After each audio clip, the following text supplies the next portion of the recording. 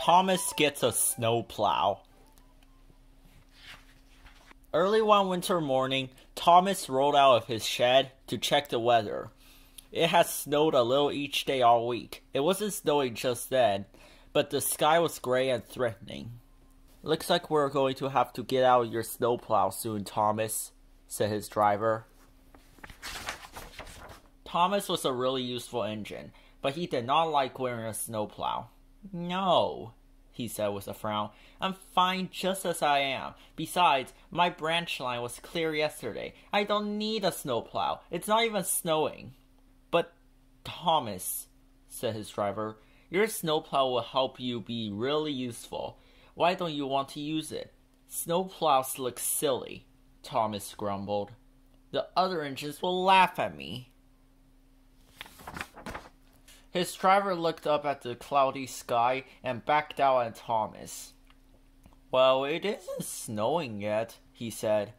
"Maybe you won't need your snowplow today after all, but you haven't used it since last winter, and we need to make sure it's still in working order, so you're going to have to try it on." "Alright," Thomas grumbled reluctantly. When he saw the snowplow, Thomas felt like steaming away. He really didn't want to put it on, but he had agreed. So with a few turns of a screw and a few twists of a bolt, Thomas had a snowplow attached to his front. "There now," said his driver. "It fits perfectly." Just then, James and Henry pulled out of the shed and saw Thomas. "Ha! Look, Henry," said James. "Thomas is wearing a snowplow. It looks like a tin can." The two engines chuckled and chortled. "It's not even snowing. I won't need a snowplow in this winter," Henry said. "I'm big enough to get through plenty of snow without one." Thomas blushed and looked down. "Please take it off," he whispered to his driver. "All right," said his driver kindly. "But we may need to come back for it," he added, with another nervous glance at the sky. When Thomas started out, there was some snow on the ground, but the tracks were clear. He didn't need a snowplow at all. His first stop was at a small station by an inn. As Thomas was pulling up, it started snowing lightly. The innkeeper hurried out to unload supplies. "Mighty cold winter we're having, Thomas," he said. "I'll need these extra blankets for my guests."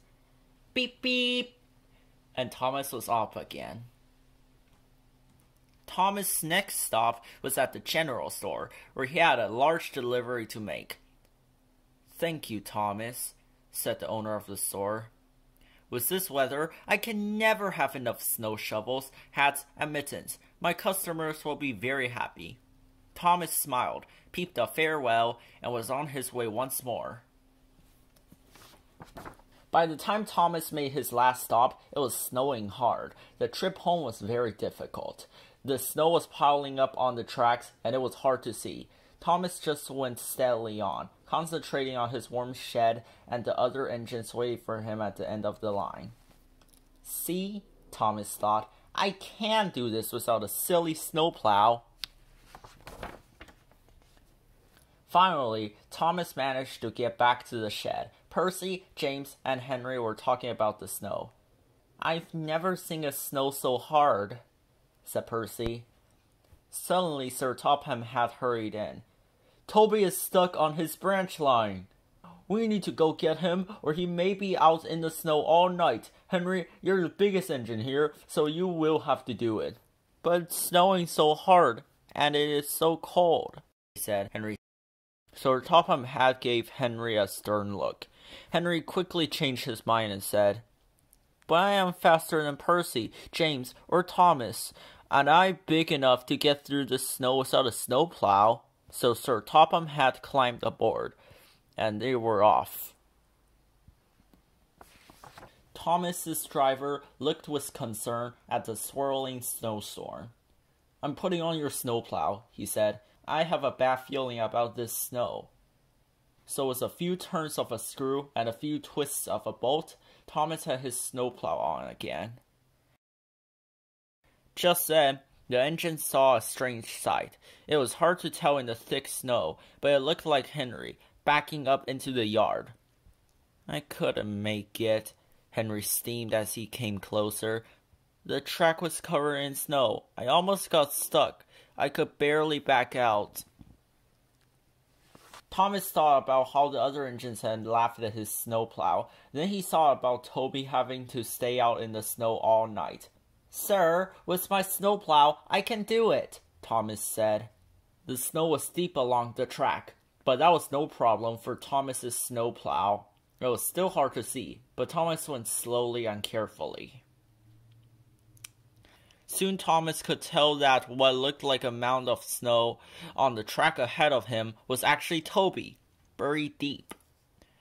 Beep beep, Toby, I'm here to help you, called Thomas. Thomas crept past Toby and switched onto the same track. He carefully backed up to Toby. His driver jumped down and hooked them together. Now pull, his driver called. Thomas pulled. He pulled as hard as he could. Slowly but surely, Thomas began to move. And slowly but surely, Thomas pulled Toby through the snowstorm.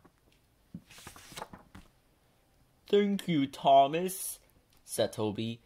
I would have been out in the cold all night if it weren't for you and your snowplow. I wish a snowplow would fit over my cowcatcher.